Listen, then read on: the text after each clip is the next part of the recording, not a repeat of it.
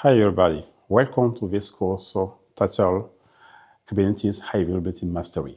During this course, you'll build a cluster with 5 nodes, and high available Kubernetes cluster with 3 control plane and 2 workers nodes. For building this cluster, we have in front of a load balancer set up with HAProxy packages, and we have to configure it properly.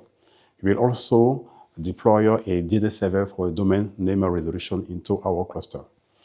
After done that, this HAProxy configuration and this load balancer setup, we will move to the prerequisites that you have to build on the Kubernetes cluster high availability cluster deployment by set up a LVM component which will be able to manage the different devices in backend, where our kubelet and the container engine data will be able to be stored. Okay. By this way, if later 1 year, 5 years after, we have to increase the folder where those data are there, we will do it very easily.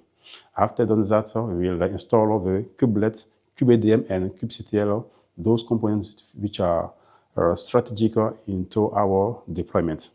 We will do it on all nodes. All nodes will receive the kubelet, kubeadm, and the kubectl packages, and we will have to configure very properly. And also, before doing that, we should have to adjust some parameters, the kernel parameters, like C group parameters, before being able to complete this part. After done that, we will have to initialize our cluster with our first control plane node on the CP1. It is one type of node that we should have in our cluster. And after done that, we will join the 2 other control plane nodes. It will be very interesting, and by this way, your cluster from the control plane part will be set up. Okay. And next step, we will have to deploy the CNI. The CNI component that we use during this deployment will be the Cilium.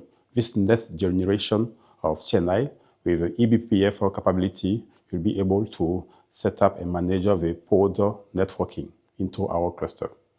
After done that, very good, and I will go to the next step, which will be to join the workers node to the cluster. By this way, the worker node will be able to receive all our applications after the final deployment. So, after joining those workers node to the cluster, our cluster is ready, definitively, and we have to test it. We first deploy a new application and be sure that everything is working very well. And next, you will have to test the resiliency of the fact that our cluster is high available. We will shut down one control plane node. Of course, we have to shut down it to prove that our cluster is highly available. We will shut down it and deploy new application and be sure that everything still continues to work. Of course, we will be able to monitor it through the dashboard of the HAProxy that we have to start up before.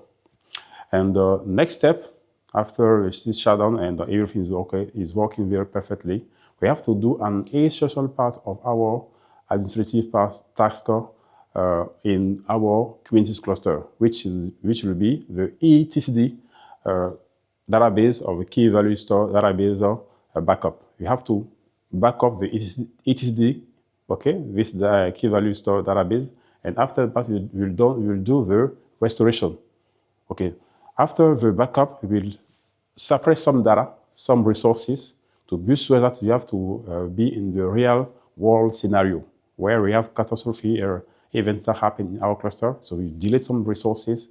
We will, after deletion, we will restore the database, and we should have to be able to see those data deleted before, of course, after this snapshot taken. It will be very interesting part of this course, and I urge you to take part of this one.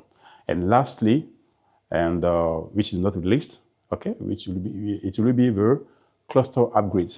Because each year's new version of Kubernetes happen, you should be, as an administrator, to be able to upgrade your cluster. So I will show you during this this lecture of the course, I will show you how you can upgrade easily your cluster with no downtime. Okay, step by step, you will upgrade all components, kubelet, kubeadm, and the kubectl component all during this on each node, and do it on all nodes of our cluster. Of course, after done that, you should be sure that everything is working after that. So thank you very much again to all those who will join us in this course, and I hope that everything will be very good and okay from your side. Thank you very much and have a good day, and I will see you in this course. Take care and bye from now.